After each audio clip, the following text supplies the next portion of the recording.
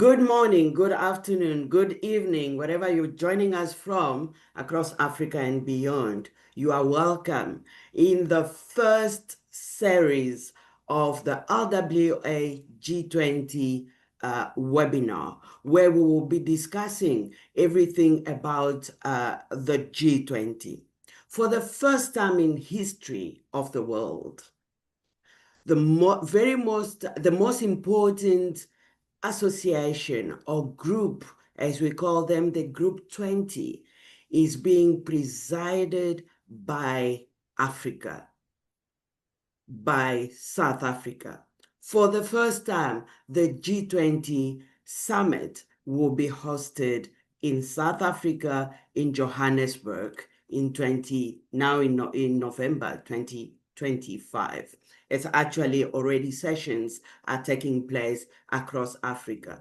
This is the moment for us, not only for visibility, but also it called for African responsibility. We need to be responsible where we need to speak with one voice. We need to join hands together so that we can position ourselves as credible partner in development. We know the topic that the presidency, South African presidency, has chosen the topic of Ubuntu. You are because I am because we are. But before we do that, we will have just 1.5 minutes to introduce you leading women of Africa, just so you have an idea who's hosting you. And so we will introduce leading women of Africa through this short video.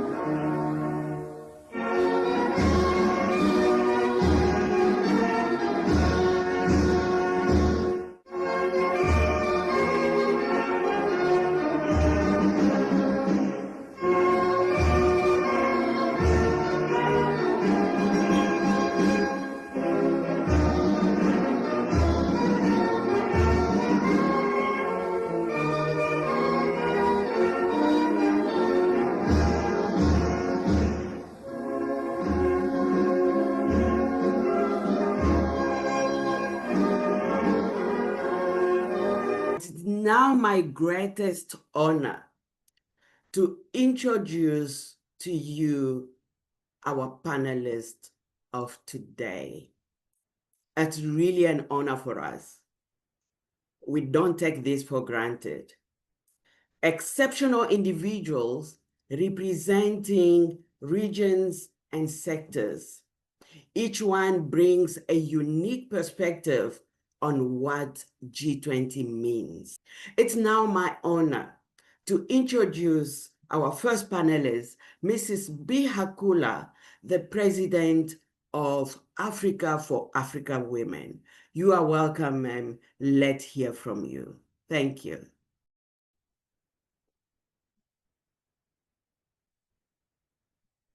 For some reason, I'm unable to pin my my picture, but it's fine.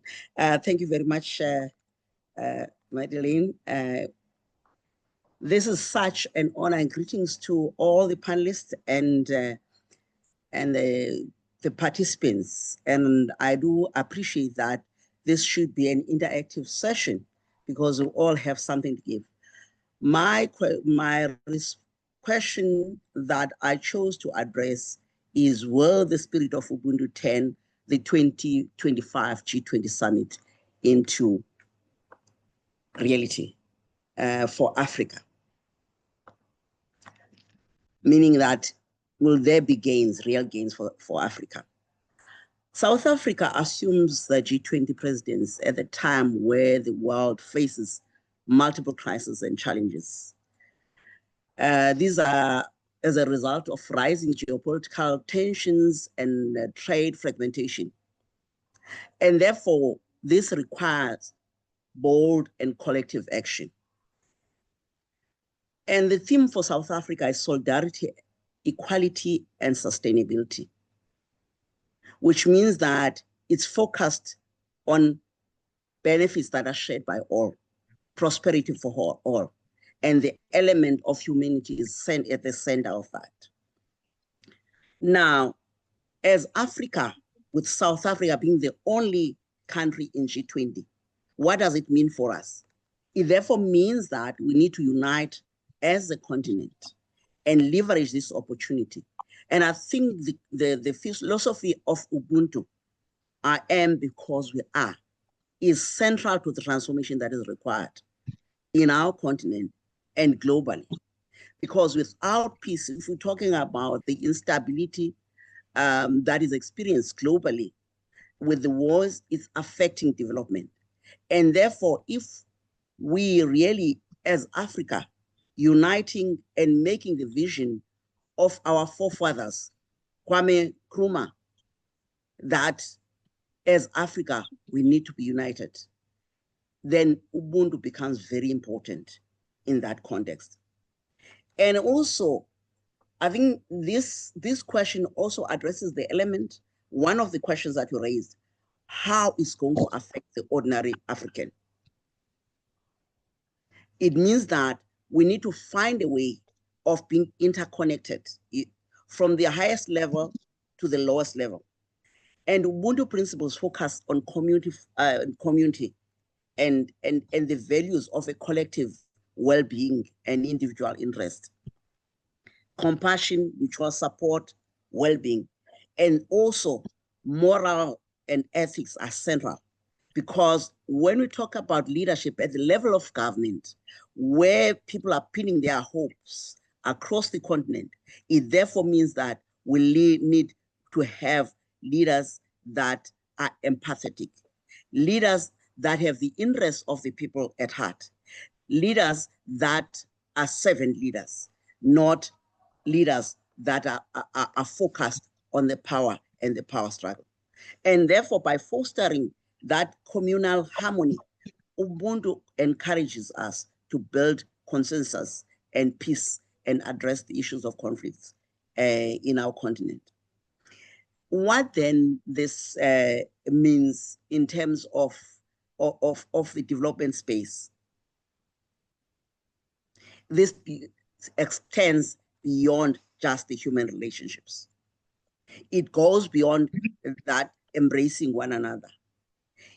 It says, how do we take care of the resources that are in abundance in our continent for wealth creation for Africans?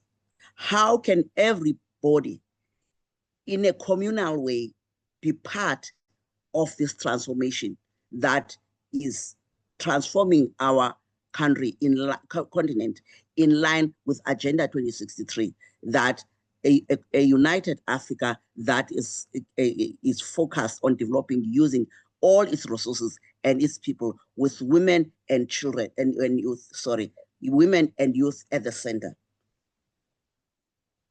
So we also have another element, which I believe the philosophy of Ubuntu addresses, the issue of climate change. If we take naturally Africans, they are people of nature. And therefore, the challenges that we are currently experiencing, you can go anywhere internationally, starting with our own housing models. they're quite different. That's something unique that we can offer to the world of being part of the nature. Because addressing climate change, it requires for all of us to go back to nature and nurturing what we have naturally. I think let me stop here and say, therefore, Ubuntu, what it presents to the global world is a paradigm shift that says we need to share responsibility, we need to be accountable, we need to be empathetic, we need to be environmental stewards. Thank you. Let me stop there. Now let me move to Miss Nanette. Nanette Atuahen. Thank you so much for joining us. She is a mindset and executive coach from diaspora, now based in Ghana. Over to you, Miss Nanette. Unmute yourself. Thank you so much, Miss Madeline. So I'm Nanette Atuahen. I'm the founder of On Our Watch Global LLC, a company that helps diasporan professionals to change their mindsets so that they can change their lives. I want to start with a story. I was at the African Food Systems Forum in 2024, and I was sitting with some youth. And one young Ethiopian girl, I asked her mission because I told her the story of me attending African Leadership University to take a tour. The student ambassador, the first thing he said blew me away. He said, at African Leadership University, we don't have majors, we have missions. We look at the problems around us, we look at the problems we're passionate about, and we use our studies to solve those problems. So I asked the young lady, what is your mission? She said, well, Miss Nanette, I have this herb in my grandmother's village outside of the city. And I want to bring it not only to the rest of Ethiopia, but to the world, because I know the benefits it has. I know how it can cure ailments, and I know how tasty it is. And so I said, so why haven't you moved forward with this idea? She said, well, I don't have the equipment. And I asked her this question, and I ask you this question anytime you think money is a challenge. If you had all the money and resources you required right now, what would you do next? She said, Miss Nanette, I would buy a factory. I said, no, you wouldn't. I said, think literally. If you literally had all the money in your pocket, what would you do next? She said, I would buy land. I said, good. How much does it cost to search for land? And she started laughing. I said, the problem you have is that anytime you think you don't have money, you stop thinking about your vision and your mission. And so after that conversation, she got empowered. A week later, she sent me a video. All the herbs in her grandmother's garden were dried, and she told me, now I'm taking them to my coworkers so they can test them out. 3 months later, this same young lady shared that she's packaged the herb, she's gotten her FDA approval, Food and Drug Administration approval, and she made her first 10 sales of this herb. And so I say this to say, we asked the question, how can African women and youth contribute to shaping the narrative of global governance? First, we have to know that we have everything we need. If we don't know that, we're defeated before we even start on the path. Second, I have a nonprofit called Converge for Africa, and our mission and mandate is to educate, empower, and equip African youth to become economically self-sufficient. And we do that through workforce development and business capacity building. And feedback I got from the youth at these different conferences was, number one, their voice is not heard. A lot of times you have lecturers, you have speakers, and they speak and speak and speak. And then the moderator says, I'm sorry, we're running out of time. We only have time for 1 or 2 questions. So the youth told me our voice never gets heard. Second, one powerful youth from Chad, she got up and she stated, we're tired of projects. We are tired of projects. She said, you come with your money, you come with your people, you swoop down with these big ideas that sometimes don't even address our local needs. And then when you leave, the project flops. And then we're looking for money again. Third is making sure that youth in Kenya know what youth in Ghana are doing. Youth in Rwanda know what youth in Jamaica are doing. And so we're looking these three things: providing a voice for the youth, making sure that we mobilize stakeholders around educating, equipping, and empowering the youth, making sure that we have systems to support the youth and not just projects. And then finally, connecting youth all over, not only the African continent, but the African diaspora, so that they can exchange information, they can exchange business, collaborate on business, and then they can also work together to build stellar industries. And we focus specifically on agriculture and agribusiness. So when it comes to how can African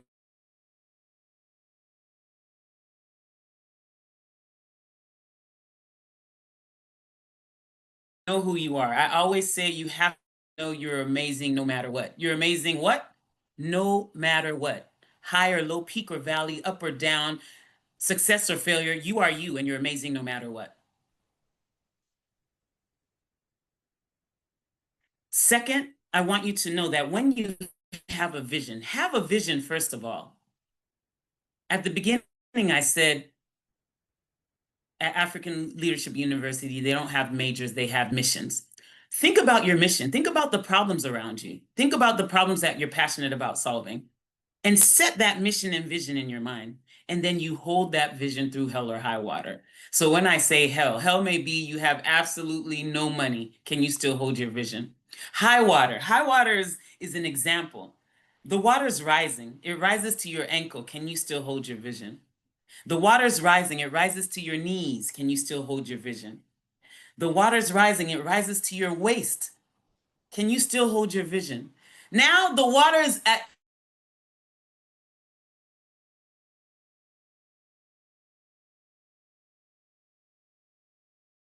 the tip of your chin, and you're lifting your neck, your vision through that high water. All types of forces come to your assistance, come to your aid to fill in the gap between where you are and where you would love to be. So when we talk about contributing to the shaping of the narrative of global governance, we have to talk about ourselves first, because Ubuntu is I am because we all are. And it starts with you knowing you're a service provider. And so I want to end with this. When you're a service provider, you're not only a service provider to your family, to the community, to the nation, to the world.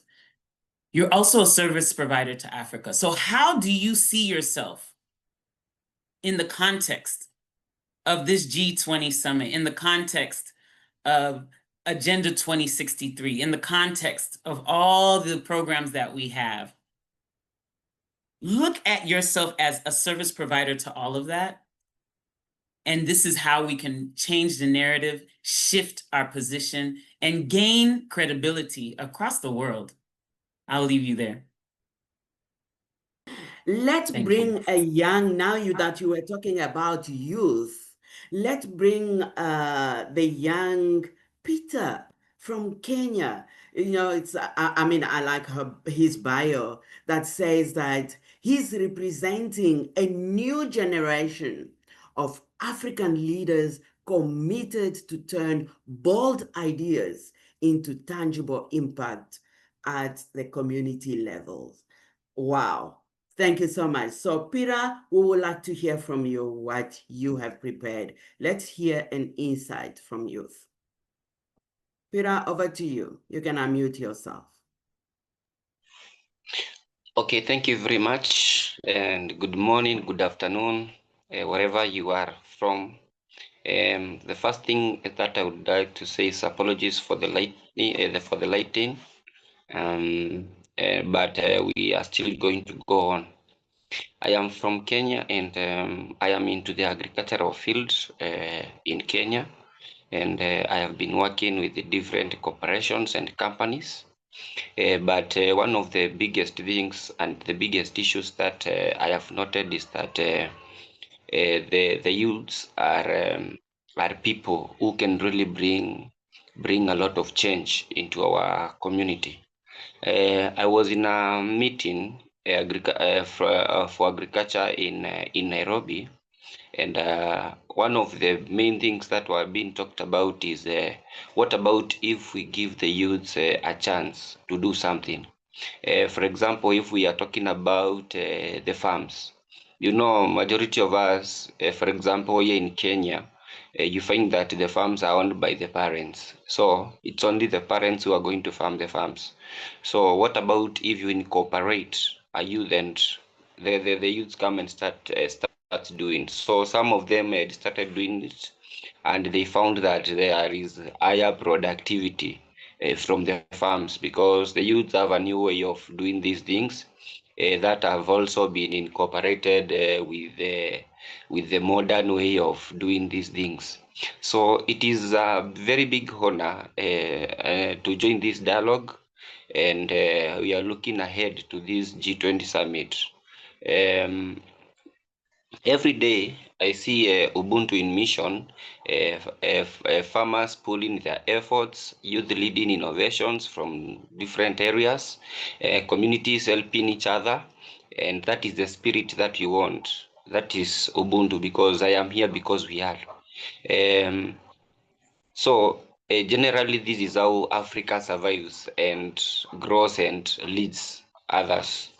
So what I can say is that as Africans, as we prepare for the G20, we must ask ourselves a few questions. So one of the biggest questions that we can ask ourselves is, what does this presidency mean for ordinary Africans? And will it bring a tangible change? And this tangible change involves jobs, fair trade, and also the climate action. Or will it just be another conversation where Africa is seen, and at the end of it all, it is not hard? The other question that we can ask ourselves is that can Ubuntu reshape how the world does politics and trends? So if the world embraced Ubuntu, we wouldn't be talking about donors and recipients.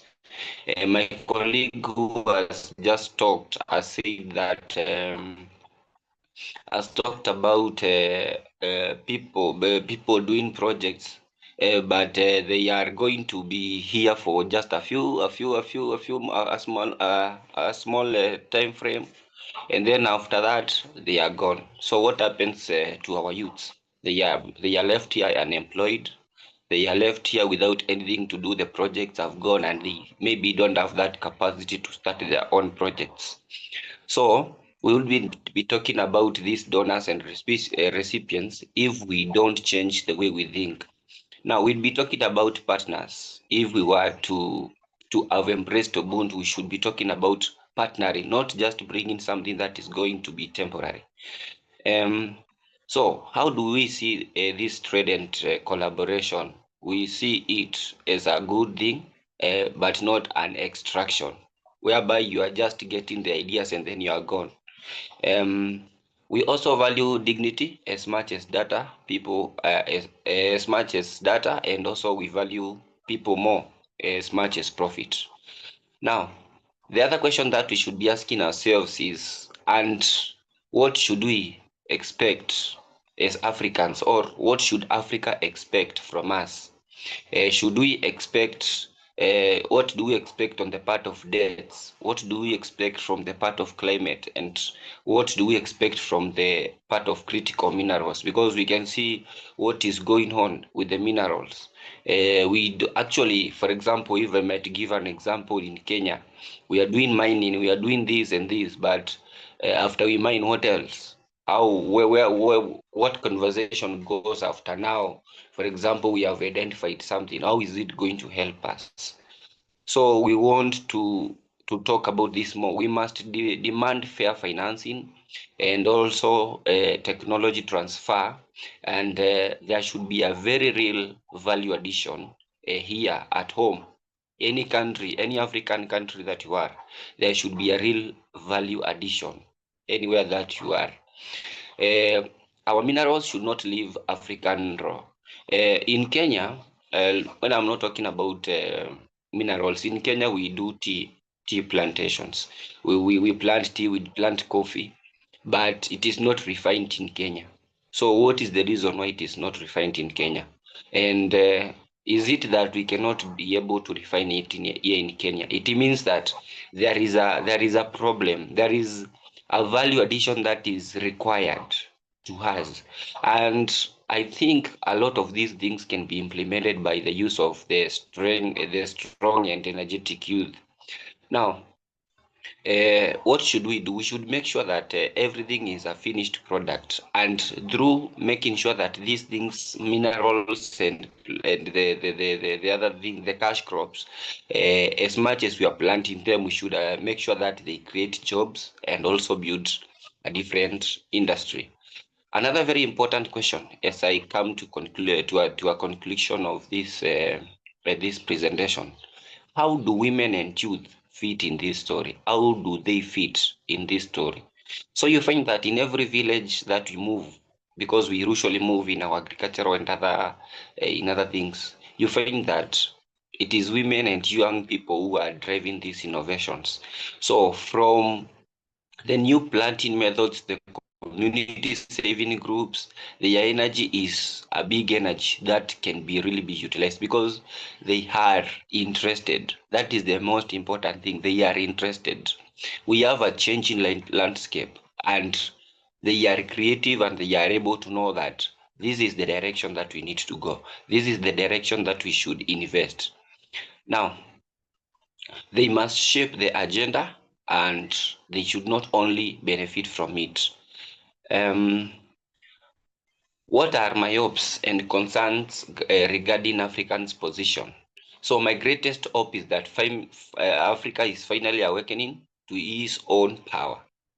We have a lot of power, and not as a continent waiting to be saved, but as a continent that is very much ready to lead, not just in the minerals that we are producing, the cash crops that we are growing and exporting to other people, but in the people and culture and creativity and the resilience. We have around 6% of the world's arable land. We have very big lands that are able to do a lot of things, and the youngest population on earth. That's not weakness. That's a leverage that we need to work on. The biggest concern that the world still engages Africa from is the mindset, not equity. So you find that our leaders move to global meetings from Africa to receive, not to negotiate. So when they come back, they are saying like, for example, we visited China, and this is what we said, that they are going to help us with this. They are going to help us with this. So is it a story of always being helped, or is it a story of how we can negotiate and come up with something that is going to be long lasting? Our voice is still treated as a background noise and in decisions that can really shape up our futures.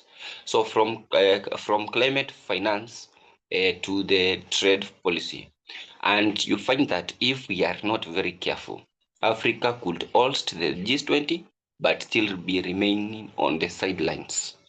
So we have a common phrase that we use, that we say is that it is promise to action, not action that changes and turns back to that turns us to a promise. So we need to work on making the promises be actions. Now, we have to refine our engagements and speak in one voice and align our policies and assert our priorities. Africa must move from being just a player, but being an influencer and being in the inside of everything. And this one can only be done if we work on the youths and the women, because these are the people who are going to drive the real change. So yes, I believe the spirit of Ubuntu can turn the 2025 G20 Summit into real gains for Africa if we lead with clarity, unity, and courage. So what I can encourage you is that let us show that the Africa's time is not coming. It is not coming. It is already here with us, and we have to leverage on that. And it begins when we see ourselves not as beneficiaries, but as people or as architects of it. Thank you very much. Wow, I think Peter, as a young man, deserve our ovation. Thank you so, so much. The time for Africa is not coming. The time is already here. Wow, wow, wow, wow. Now let's invite Miss Wendy Pendulo, the founder and president of African Progressive Women. Thank you very much for this wonderful opportunity. Thank you very much to the organization Leading Women in Africa. So it is quite an exciting time to be contributing to such global changing initiatives. Thank you very much for having me. As you have rightly mentioned, I'm the president of African Progressive Women, a network of business CEOs who are about 354 from South Africa, and also outside Africa. So what we're doing, we are actually rising as we are lifting each other as we rise. So we are mentoring and available to help others to ensure that they build sustainable businesses with the major intention of ensuring that international trade does take place. So the women in our organization are mainly women that are owning businesses, running businesses daily. So I'm also an agro processor. I've got a factory here in Wynberg. As I had mentioned earlier on, I had issues with load shedding. Unfortunately, as we are in Sandton, it still happens that we just wake up and no routine alert that we'll have load shedding. We've been experiencing it, so just like that. So thank you very much for having me once again. I speak to you as a Pan-Africanist. I am a development specialist, development practitioner. I'm very passionate about development because I believe that it is critical for us to look after each other, and for things to change, it takes us taking active steps.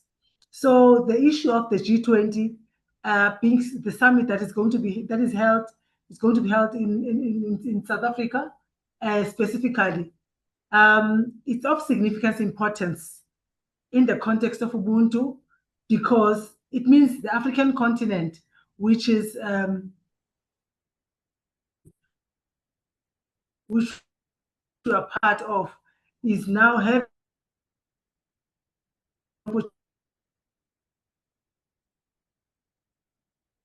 opportunity to have a voice through South Africa. As we all know, that of the GDP. So the comfort of connecting through South Africa. So South Africa having this position, I believe it's going to, it is actually amplifying the voice of other African countries and ensuring that where there's lack of resources, we're able now to interconnectedly share those resources. So with regards to Ubuntu, we grew up with Ubuntu as Africans, as South Africans, as all of us. The concept of meaning, that means basically, as Sis says, as mentioned earlier on, that it's a concept of interconnectedness, helping Ubuntu just the love, expressing the love amongst each other and sharing. So it's in this context, it means that global cooperation, solidarity, equality amongst nations. So this means that South Africa will not see itself as a big player, but however, being the facilitator where there is no abilities, but where there is abilities, South Africa now has a chance to learn. So I think that in the context of Ubuntu, we need, as within our nucleus, as Africans, in our different communities, we need to ensure that we emphasize on education. Education being the fact that those who have the know-how, those who are privileged enough, they're now able to tell the other people. For an example, with the issue of digitization, it means that those who do not know how to use the instruments of digitization, the tools of digitization, they're now able to teach the others that are not able to know, so that there can be better inclusivity and better accessibility to resources. So what I would like to also give a piece on is in South Africa, there's a lot of opportunities in terms of assisting entrepreneurs and saying this and that. But you find, I'm not painting my country in a bad light, but it's what I think needs to be corrected. In the nucleus of offices where people have opportunities to give to people, a person cannot just turn down a person, say, maybe you need funding, for an example. I come to an office, say I need funding. Then they just look at the financial, say, da da da da, you don't qualify. And then they leave me like that. So it means that the person in the position of power needs now to take somebody by the hand and say that, yes, based on these financials, based on these management accounts, now you are not able to qualify for this. However, go back. Let's take you by the hand and see, where are your problems. Are you having challenges in access to markets? Are you having challenges in branding? Are you having challenges in what? In human resources? Then it means that the whole value chain is now being taken into account to ensure that the equal participation, the equal access to resources and education is now taken into account. So I think with all these, the road shows, everything being done, if the people, the main people in the positions of power, take a conscious step in ensuring that what is being said on top is being achieved, it can really change a lot. Because we see oftentimes they will say there's a record, these are the meetings, these are meeting, there was this AFCTA, whatever, or whatever. I'm just saying certain, I'm just name dropping, just to make an example, but not necessarily. But you see, there'll be the FCTA, there'll be there'll be the G20. People are talking in the big screens, but you find that people on the ground are still left wanting, and the very same people in the offices, in those offices of decision making, they are not able now to translate what they have into the real tangibles. So for me, it's about quality, not necessarily about quantity, but the quality after we have had these opportunities of you see, like our previous speaker, Peter, had mentioned that people say they've gone to China, this is what is going on. But then, does it really go back to the person in my village in Eastern Cape in Victorsville? Or do they understand that, does the person in Mamelodi know what it really means? So I think it is important that the people within the positions of power, they translate everything into an ordinary citizen, so that this can now be achieved. It cannot just be something, a record written down there, and then there is nothing tangible to be felt. And the consciousness, the mind shift, you see, it goes back to what Nanette was talking about as well, the issues of mindset. And now, if now this is internalized, it means that people now are conscious about where everybody else is going. It's not us and them. So for me, I think the issue of Ubuntu needs to be tackled in that way, so that all these monies that are wasted, because remember, when these summits are taking place, hotels are booked, food is booked, and then who's benefiting? It's usually these big guns that already have good establishments. But then if now we incorporate those ones at the grassroots, in rural areas and townships, say, okay, let us make sure that you qualify to ensure that you bring your products there. And when you bring your products there, it's not just only like what has been said by Peter. It's not just an event. Then tomorrow you are left back looking for money, looking for all these opportunities. Once again, you see, Nanette mentioned something about the youth that was saying that, yes, we get money for projects. But then after getting the money for projects, then what? You go back to looking for money again, because there's no education, which is, the education does not have to be courses, but the education means monitoring and evaluating and holding people by the hand, which is why the African Progressive Women has been born, so that we should ensure sustainability and collective participation, and participation that is impactful and meaningful. Thank you very much. We're going to move to Mr. John Mkunu, who is African's independent geopolitics analyst and futurist. John, over to you. Good morning, ladies and gentlemen. It's a pleasure to be in the platform, to seize this opportunity to look on what G20 is really bringing to African and trying to find what Africa can do really to respond to the challenges of the continent. And I will be talking on the subject that is Africa's position in the global order today, hope and concern. And the question all of us should be asking is, does Africa's voice matter? Really, that is the main question. Does Africa's voice matter in the global order? When we speak about the voice that matters, it's mean the voice of influence, the voice that can change, that can command, that can negotiate, and that the voice that really give an identity to Africa as a continent, to sit at the table with others and discuss what really is Africa concerns. And so far, we can see that Africa is struggling. Most of the time, we will see that the decisions that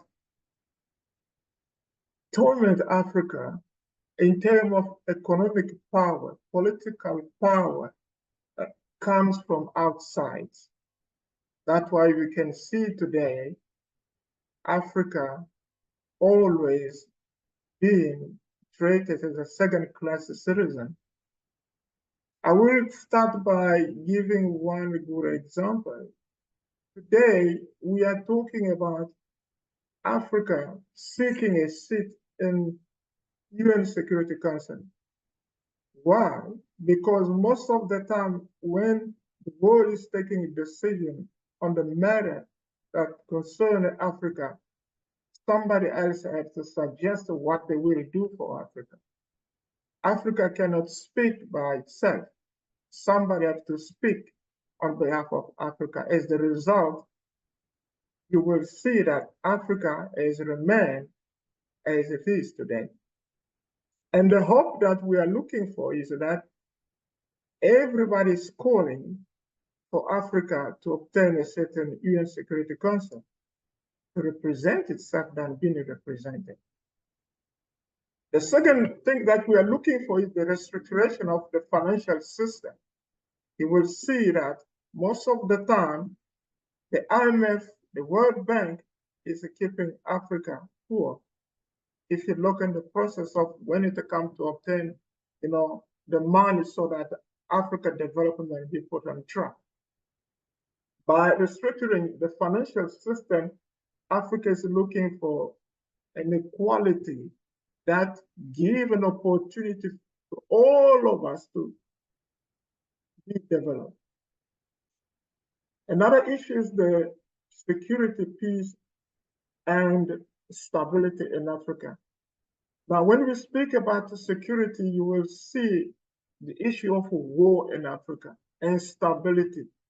Where there is insecurity and instability, development, we cannot speak about development.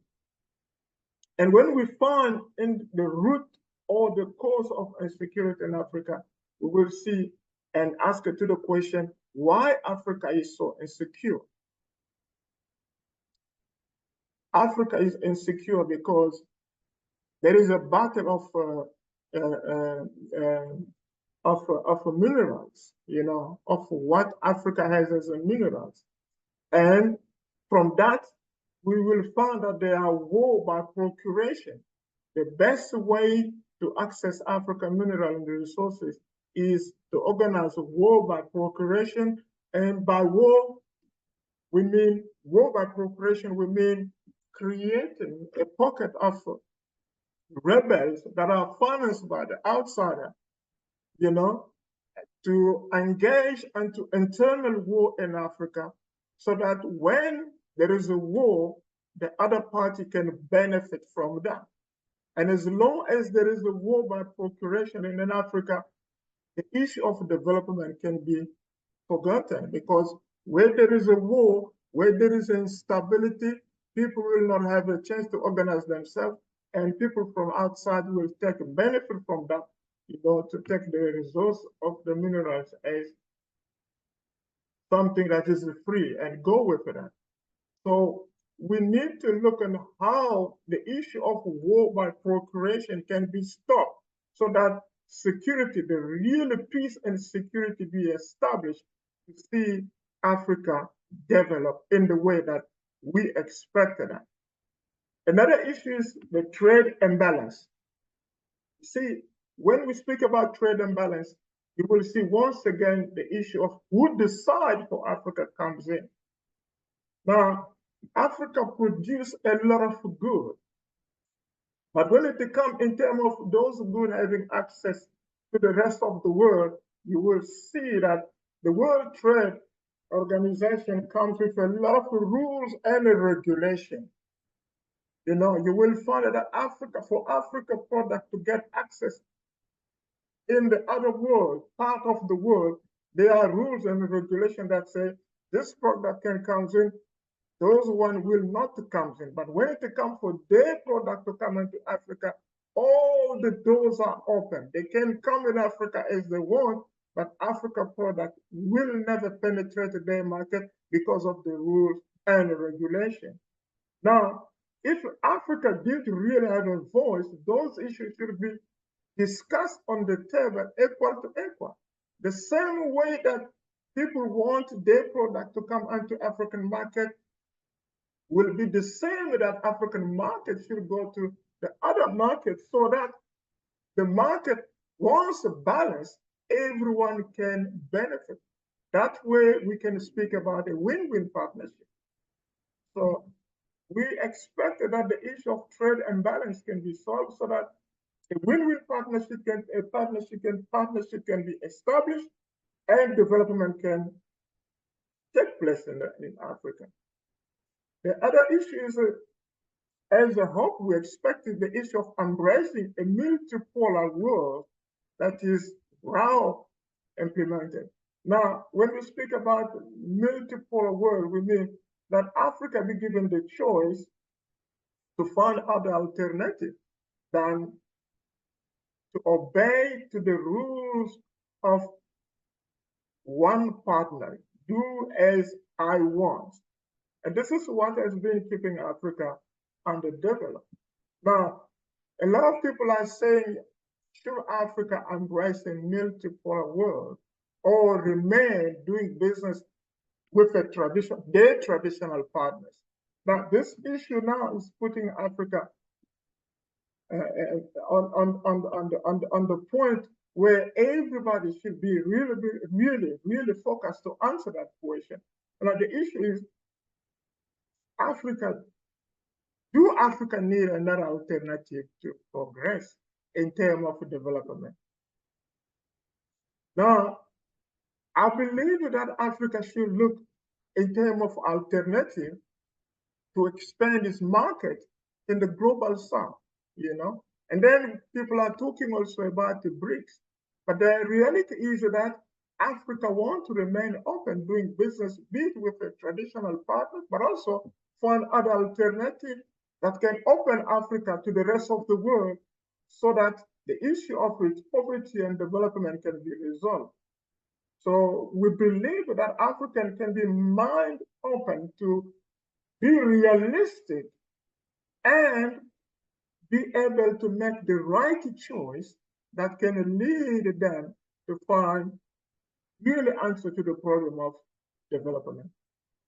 What are the concerns that we have? Among the concerns is the lack of preparedness to speak as one voice. Like I said before, does Africa voice matter? If Africa voice matter, we have to speak as one voice.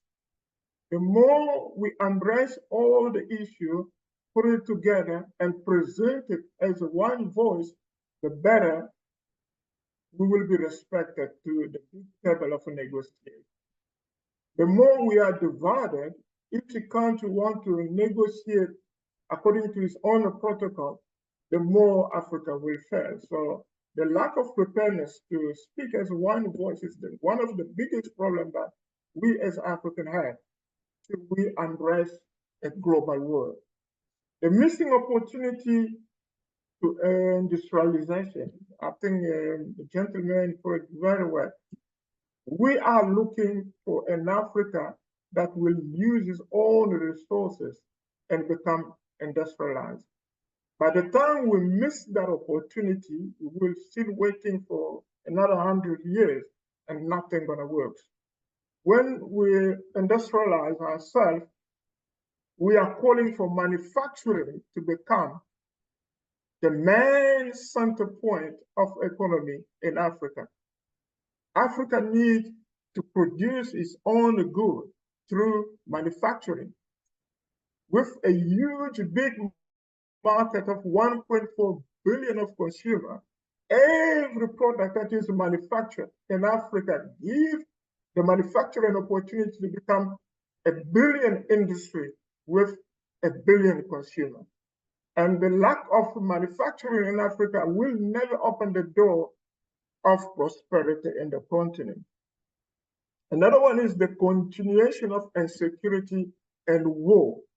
As long as we don't resolve the issue of insecurity and war, we will not succeed in terms of finding solutions.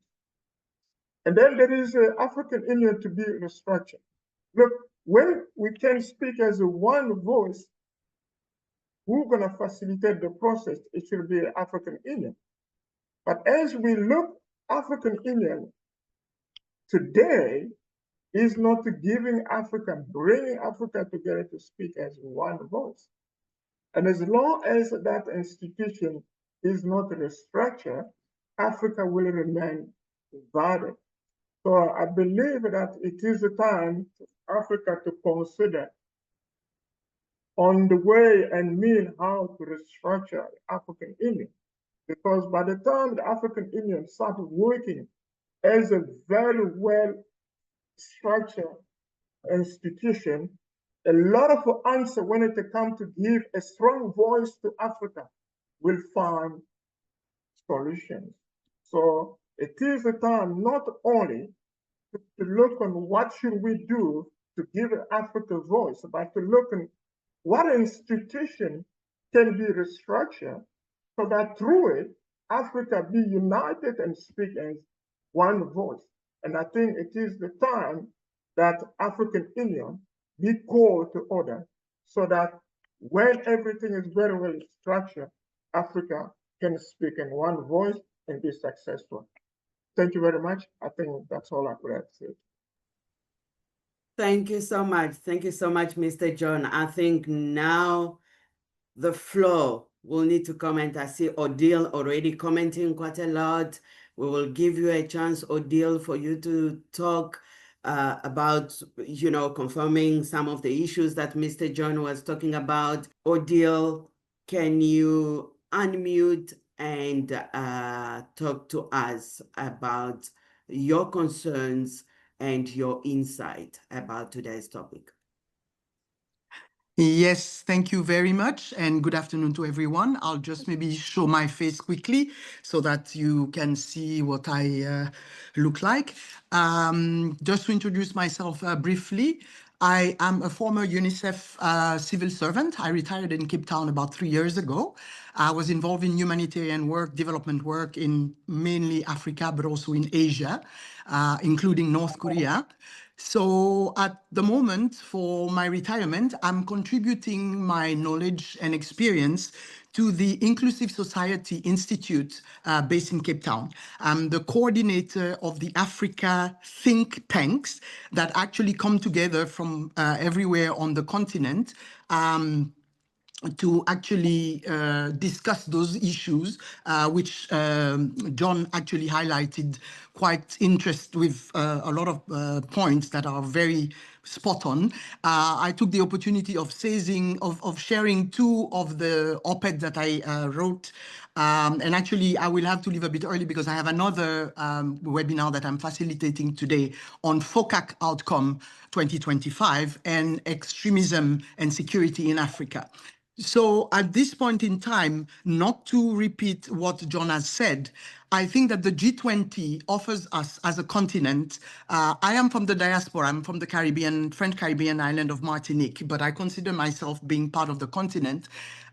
It is an opportunity for the continent not only to address certain issues, but to speak in one voice. Like John said, we have a structure, an institution, whether it has weaknesses, needs to reform, to evolve, it's work progress in the making. But we need to use these institutions to be able to come with a common voice that expresses what our needs. Obviously, there is no one size fits all in terms of the different development levels of each of the countries, the security situation, the instability that is created from external factors, and so on. So the G20 for me must be the ultimate opportunity to redefine those partnerships. So they are in terms of trades, in terms of the different ways that we engage, whether it is with China, with the EU, within the continent. And I was mentioning the Africa Continental Free Trade area, which is one of the best framework that we have to actually trade within ourselves, to actually exchange not only the goods and the skills that we have on the continent. We do have skills on the continent. We need to be able to have more strategies to involve the youth. And I'm very happy to have seen the two young men from Kenya that are really taking those issues to heart. Because Agenda 2063 is not going to be implemented by us. It's the next generation. So the youth has to be at the table. The youth has to be involved because they will be the one driving issues to save the climate change and all the other issues. I mean, we've seen the Gen Zs in Kenya. We've seen what is happening throughout the continent. And unfortunately, there are more and more conflicts that are coming up that are organized just to destabilize the fact that we are now awakening, like one of the speakers said, and realizing that we have the power. But how do we channel that? How do we actually, the leaders that we have, do actually put their personal or political, let's say, issues aside and say, what is the collective interest that we have to put our heads together for the continent. So I could go on and on and on. It's just to share with you and to say that the reason, actually, my email must have gotten picked up by your organization because I received the invitation on my Africa Think Tank Dialogue email, and I thought I could just contribute. So I'll keep on participating to the other sessions that I've seen that you have put in place, and definitely I remain available to, share. We have the webinar this afternoon. There will be 2 reports. I'll share the ISI website. And basically, it's really, as a diaspora person with UN experience, to be able to bring those lenses and those different kind of perspective that can help us. So definitely it is. And just in passing, I also did a consultation with the African Union that led to the 3rd Positive Masculinity Conference in 2023 in Johannesburg. And that led to all those consultations to the drafting of the Convention on the Elimination of Violence Against Women and Girls, which was presented at the AU earlier this year in March. So I am with you and definitely will continue contributing. Thank you for the opportunity. And as any other comment, insights in the room? Please feel free to unmute yourself if you still have one last comment or so. Please feel free. Even from the speakers, if you have one other comment you want to add after hearing other speakers, please unmute yourself. Let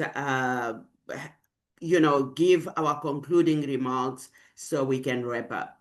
This is Nanette Atuahene again on our Watch Global. I wanted to cover some other points. As far as the priorities, so the Africa's G20 engagement over the next 3 years, they have 6 priorities. One is fast-tracking the implementation of Agenda 2063, Africa's blueprint for inclusive and sustainable development. So with that, we need full buy-in from all stakeholders, because right now it's almost like one of those beautiful documents that's sitting on a shelf.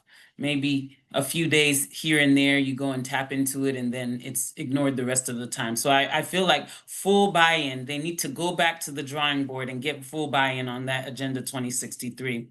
And then build a system of accountability, and not just monitoring and evaluation, because we do that a lot and then we get a lot more beautiful documents, but a system of accountability where people are communicating with each other regularly to see the progress that has been made along the lines in different areas along the lines of Agenda 2063. Second is advocating for the reform of international financial institutions to ensure fair representation and responsiveness to Africa's financing needs. This is where we must develop our own banks, must develop our own policies within those banks that represent us.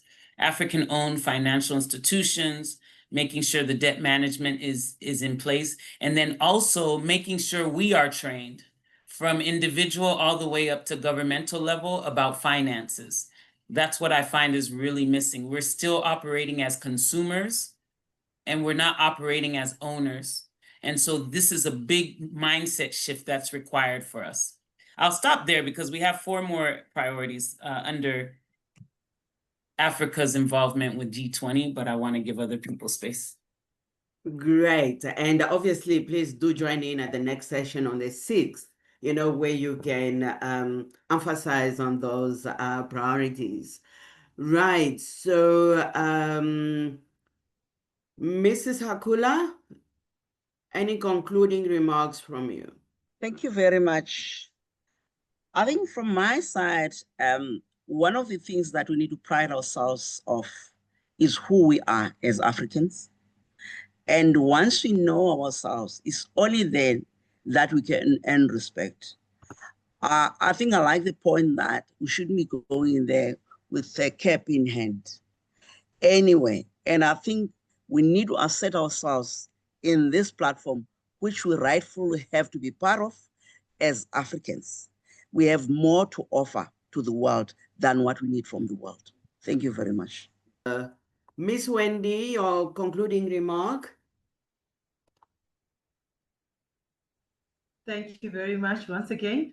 So my own is to say that really South Africa having this great opportunity, I think it's really we need to take it with both hands and showcase our leadership as the hosting country to our African countries, and drive investment into the African infrastructure, and ensure that we position ourselves as the bridge to between the developed nations and the global South.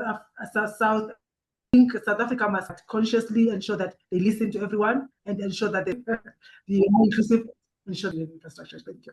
Oh yeah, no, definitely. Thank you so much.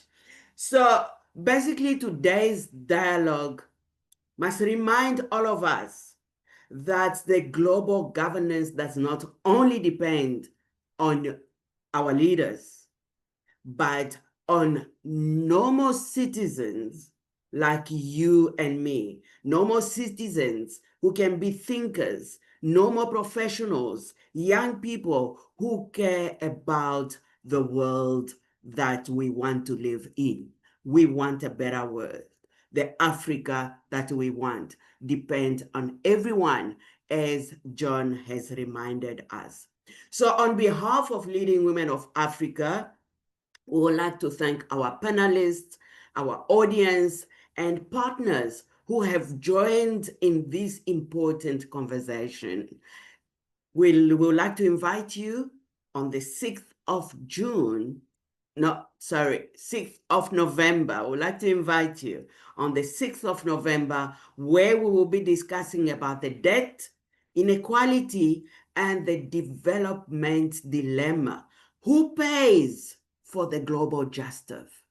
Until the 6th, thank you so much. and it was nice to have you. Thank you.